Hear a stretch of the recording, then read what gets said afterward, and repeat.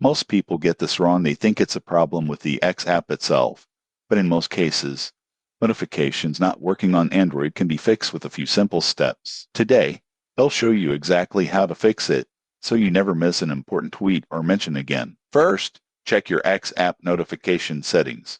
Open the app, tap on your profile, go to Settings and Privacy, then Notifications. Make sure all the types of notifications you want mentions, likes, retweets are turned on. Many users miss this step and assume the app is broken. Next, check your Android system settings. Go to Settings Apps X, then tap Notifications. Make sure notifications are allowed and not blocked by any system-level setting. Some Android phones have battery optimization modes that restrict background activity. Make sure X is excluded from battery optimization. This is often why notifications stop working after a phone update.